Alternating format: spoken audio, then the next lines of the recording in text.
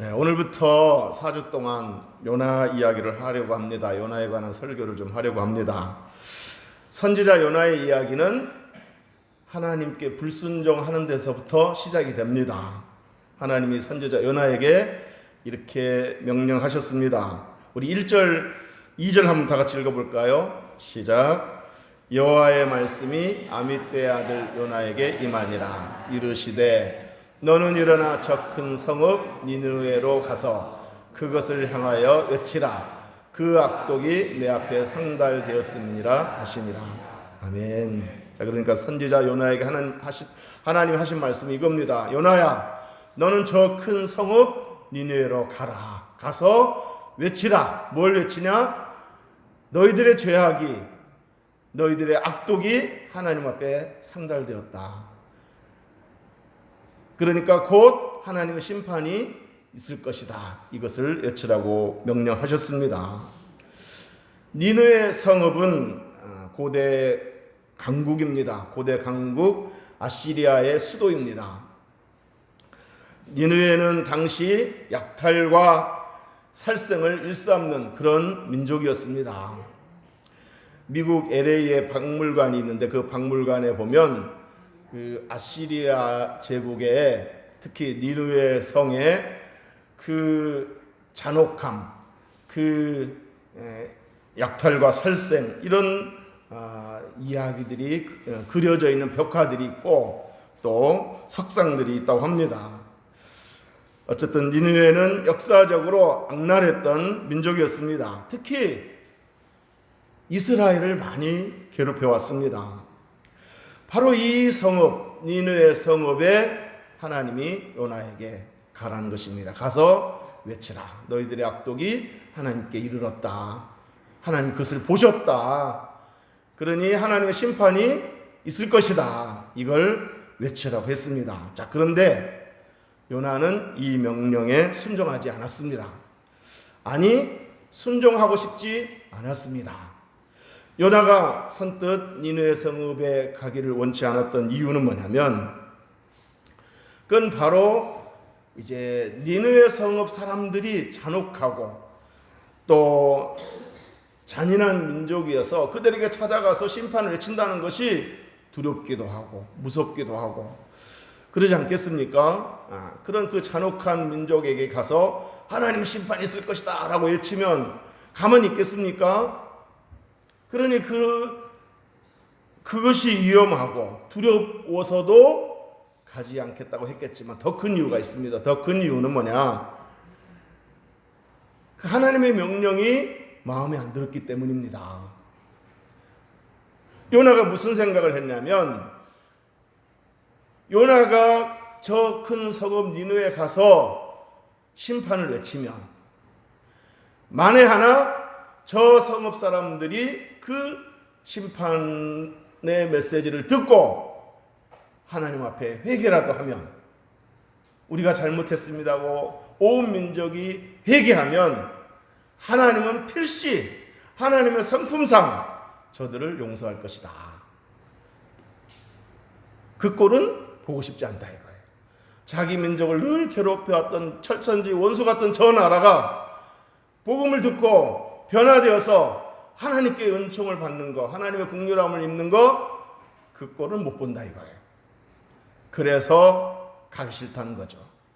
그러니까 그 잔인한 민족 사람들에게 심판을 외치는 것도 두려운 일이기도 하지만, 또 만에 하나 그렇게 외쳤을 때 저들이 변화돼서 하나님 은총과 긍휼함을 입으면 그건 보기 싫다는 거죠. 그래서 요나는 하나님 명령에 불순종하기로 결심하고 니느웨가 아닌 다시스로 가고자 했습니다. 자, 그렇게 해서 요나는 다시스로 가기 위해서 항구로 내려가는데, 요바에 있는 항구로 내려가는데 때마침 다시스로 가는 배가 딱 정박해 있는 거예요. 출항하려고 손님들을 기다리고 있는 거예요. 요나로서는 이게 웬 떡이냐, 이게 웬 행운이냐. 야, 그렇지 않아도 다시스로 도망가려고 했는데 마침 배가 출항하려고 준비하고 있으니 이게 웬 떡이냐, 이 웬 행운이냐 하고 쾌재를 불렀을 것입니다. 그러나 여러분, 하나님을 거역하고 하나님을 떠나 있는 상태에서 큰 행운을 만난다면 그것은 행운이 아니라 불행일 수도 있다는 사실을 기억하셔야 됩니다. 하지만 요나는 배에 올랐습니다. 그리고 다시스로 멀리 도망치고자 했습니다. 하지만은 요나가 탄 배는 얼마 못 가서 큰 풍랑을 만나고야 말았습니다. 선장과 선원들을 비롯하여 배 안에 있는 사람들은 각각 자기 신들을 찾으면서 부르짖었다고 그랬습니다. 풍랑이 멈춰지고 바다가 잠잠해지도록 각각 자기 신들을 막 찾아서 열심히 기도했다고 그랬습니다. 하지만 풍랑은 여전히 거세었고 바다는 잠잠할 줄을 몰랐습니다. 배는 점점 이태로워지게 되었습니다. 자, 이때 선장과 선원들이 도대체 누구 때문에 이 풍랑이 찾아왔는가? 필시 누군가가 자기 신에게 범죄하고서 이 배를 탔을 것이다. 누군지 제비를 뽑자. 그래가지고 이제 제비 뽑기를 하자고 제안한 것입니다. 자, 이래서 결국 풍랑의 원인자로 요나가 뽑히게 됐습니다. 자, 그랬을 때 요나가 그제서야 이 일이 나 때문에 이런 사달이 일어난 것입니다 라고 고백을 하면서 나를 들어 바다에 던지라 하고 이렇게 말했습니다. 우리 12절 한번 다 같이 읽어보겠습니다. 12절 시작. 그가 대답하되 나를 들어 바다에 던지라. 그리하면 바다가 너희를 위하여 잔잔하리라. 너희가 이 큰 폭풍을 만난 것이 나 때문인 줄을 내가 아노라 하니라. 아멘. 자, 요나가 말했습니다. 사람들에게 나를 들어 바다에 던져라. 나 때문에 이 풍랑이 왔다. 나 때문에 이 배가 틀어졌고 많은 사람들이 죽게 생겼다. 그러니 나를 들어서 바다에 던져라 라고 말했습니다. 여러분, 이 대목에서 우리가 배워야 할 것이 있습니다. 비록 요나는 잘못을 저지르기는 했어도 나중에라도 자신의 잘못을 인정할 줄 아는 사람이었고 자기 탓이라고 말할 줄 아는 사람이었다는 것입니다. 여러분, 잘못을 시인하고 내 탓이라고 말한다는 것은 참 용기 있는 일입니다. 자기가 잘못을 범했는데도 끝까지 잘한 양 막 우기거나 남의 탓을 돌리고 그런 사람들이 많은데 그래도 이 요나는 내 탓입니다. 나 때문입니다 라고 말하면서 나를 들어 바다에 던지라 이렇게 말했습니다. 여러분, 가정이나 교회나 사회에서 그건 내 탓이야, 나 때문이야 라고 말하는 사람이 있을 때 그 사회는 소망이 있습니다. 내 탓이라고 말하는 사람이 많을수록 그 집단은 다시 회복될 수 있고 행복을 되찾을 수 있습니다. 내 탓이라고 말하는 그 사람이 우리 가정 안에, 교회 안에, 또 이 사회 안에 많아지기를 주의 이름으로 축복합니다. 자, 요나는 자기 한 사람 때문에 수많은 사람들이 희생되기를 원치 않았습니다. 그래서 나를 들어 바다에 던지라 라고 용기 있게 말했습니다. 자, 그렇게 해서 결국 요나는 바다에 던져졌습니다. 바다는 즉시 잠잠해지게 되었습니다. 자, 그런데 이때 하나님께서 요나를 위해서 뭔가를 예비하셨다고 그랬죠. 큰 물고기를 예비하셨다 그랬습니다. 이미 큰 물고기를 예비하셨다 그랬습니다. 그러니까 이것은 즉흥적으로 일어난 일이 아니고 하나님이 미리 예비하신 겁니다. 요나가 바다에 던져졌을 때 큰 물고기가 나타나 요나를 삼켰는데 이것은 하나님이 예비하신 일이다 하는 겁니다. 하나님이 예비하셨다는 말은, 물고기를 예비하셨다는 말은 하나님이 요나에게 다시금 기회를 주시고 요나를 다시 쓰시겠다는 것을 암시하고 있는 내용입니다. 요나는 자기를 들어 바다에 던지라 라고 죽기를 원했지만 하나님은 물고기를 예비하셔서 그를 살리기를 원하셨습니다. 그에게 다시금 기회를 주기를 원하셨습니다.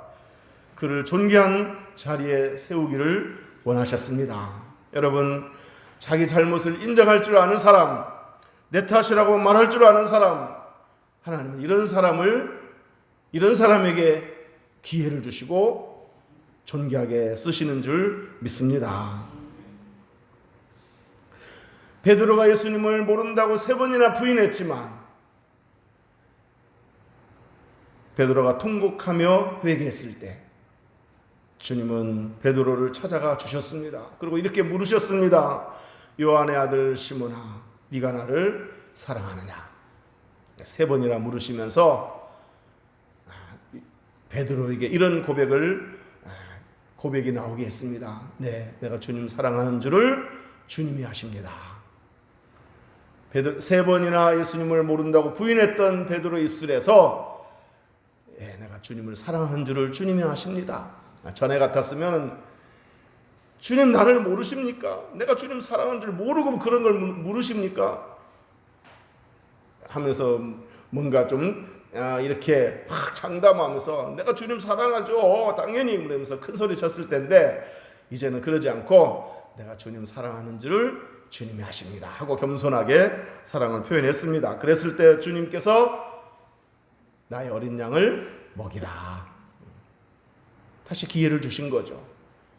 베드로를 회복시키시고 기회를 주시고 베드로를 다시금 귀하게 쓰셨습니다. 그래서 베드로는 초대교회의 초석이 되었습니다. 자, 이렇게 주님은 자신의 죄를 뉘우치고 회개할 줄 아는 사람에게, 자신의 잘못을 인정하고 내 탓이라고 말할 줄 알고 회개할 줄 아는 사람에게 기회를 주시고 회복하시고 존귀하게 쓰시는 줄로 믿습니다. 여러분, 우리 하나님은 우리가 죄를 지었다고 버리지 않습니다. 죄 지었다고 결코 버리지 않습니다. 우리 하나님은 우리가 죄를 지었어도 진심으로 회개하고 돌이키면 하나님 우리를 용서하시고 우리에게 다시금 새로운 삶을 주시는 분이십니다.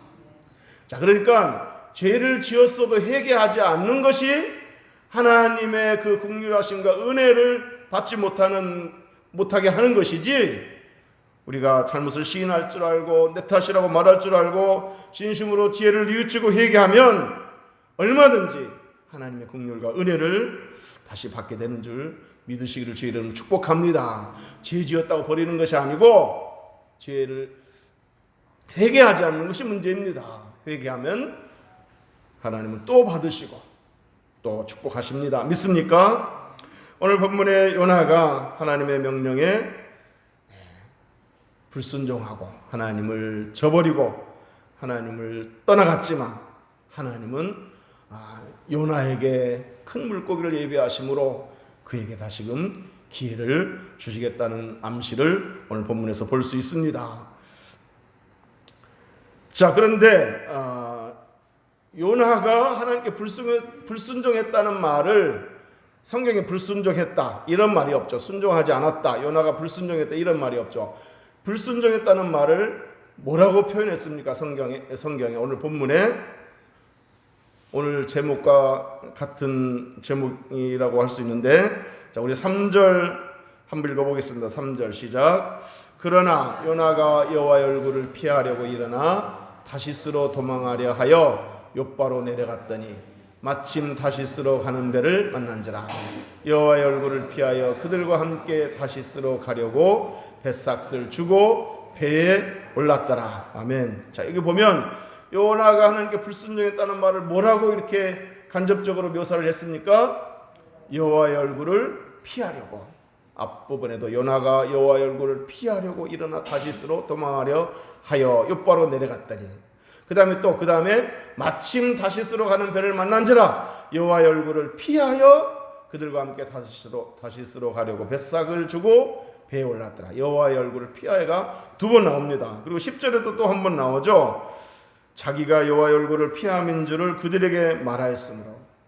그러니까 요나가 내가 여호와의 얼굴을 피하여 여기까지 오다가 이런 풍랑을 만나게 되었다라고 말을 합니다. 자, 그러니까 요나의 불순종은 성경에서는 요나가 여호와의 얼굴을 피했다 이렇게 묘사를 했습니다.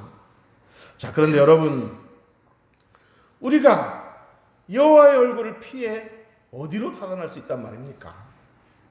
하나님은 무소부재하시다고 그러지 않습니까? 안위 계신 곳이 없다고 그러지 않습니까?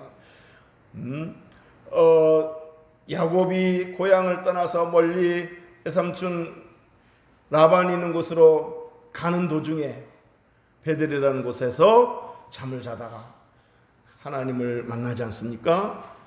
그때 베델이 제단을 쌓고 하는 말이 뭡니까? 과연 여기도 하나님이 계시거늘 내가 알지 못했도다. 그러니까 그때는 저희처럼 아직 이 성경 지식, 하나님에 대한 지식이 많지 않아서 이 야곱은 하나님은 자기 고향에만 계신 줄 알았던 거예요. 아브라함이 살았고 이삭이 살았던 그 고향에만 하나님이 계신 줄 알았던 겁니다. 그런데 이 멀리 떠나는 도중에 하나님을 만나고 나서 하나님은 여기도 계시는구나, 어디든지 계시는구나, 나와 동행하시는구나, 나와 함께 하시는구나, 그 사실을 깨달은 거예요. 자, 시편 139편에도 이런 표현이 있습니다. 내가 주의 영을 떠나 어디로 가며 주의 앞에서 어디로 피하리까? 내가 하늘에 올라갈지라도 거기 계시며 수월에 내 자리를 펼지라도 거기 계시니이다. 내가 새벽 날개를 치며 바다 끝에 가서 거주할지라도 거기서도 주의 손이 나를 인도하시며 주의 오른손이 나를 붙드시리다. 하나님의 얼굴을 피할 수 없다는 얘기입니다. 요나가 여호와의 얼굴을 피하고자 멀리 배를 타고 도망쳤지만 하나님은 거기에도 계셨습니다. 요나는 결코 여호와의 얼굴을 피할 수가 없었습니다. 더 확실하게 피하기 위해서 어디까지 내려갔다고 그랬습니까? 배 밑층까지 내려갔다고 그러지 않았습니까? 그러나 거기는 요나를 찾아내셨습니다. 자, 그러나 여러분 이걸 아셔야 됩니다. 우리가 하나님 얼굴을 피해 아무리 멀리 도망을 쳐도 도망칠 수가 없다는 이 사실이 은혜인 줄 믿으시기 바랍니다. 이게 은혜예요. 도망을 쳐도, 그러니까 요나가 처음에 이렇게 풍랑을 만났을 때, 그래서 나와서 너도 와서 좀 네 신을 찾아서 기도하라고 선원들이 말했을 때 그랬을 거 아니에요. 하나님 왜 나 좀 내버려 두시지? 이렇게 풍랑을 만나게 하셔서 나를 이렇게 괴롭게 하시는 겁니까? 나 좀 내버려 두시지. 그러나 여러분, 요나 풍랑을 통해서라도 요나를 찾아내는 것이 하나님의 은혜인 줄 아셔야 됩니다.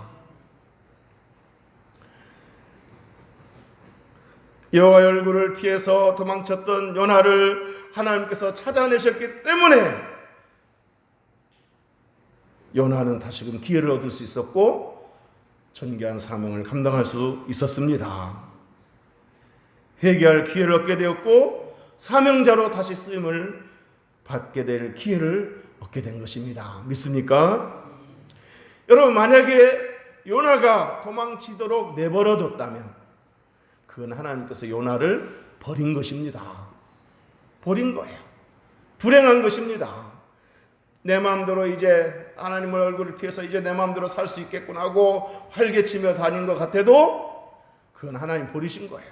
끝까지 내버려뒀다면 버리신 거예요. 그건 불행한 겁니다.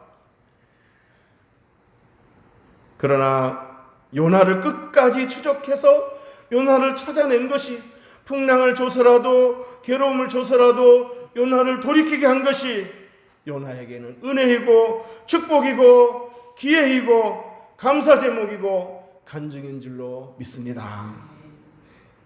우리가 잘 아는 성경 구절 있죠. 히브리서 12장에 주께서 그 사랑하시는 자를 징계하시고 그가 받아들이시는 아들마다 채찍질 하심이라 하였으니 너희가 참음은 징계를 받기 위함이라. 하나님의 아들과 같이 너희를 대우하시나니 어찌 아버지가 징계하지 않는 아들이 있으리요. 징계는 다 받는 것이거늘 너희에게 없으면 사생자여 친아들이 아니니라. 하나님은 징계를 주셔서라도 이렇게 찾아내고 돌이키는 이유가 뭐예요? 친아들로 간주하기 때문에, 내버려 두면 그건 사생자예요. 버린 자식이에요. 그래서 결론으로 히브리서 12장에서 이렇게 말합니다. 무릇 징계가 당시에는 즐거워 보이지 않고 슬퍼 보이나 후에 그로 말미암아 연단받은 자들은 의와 평강의 열매를 맺느니라.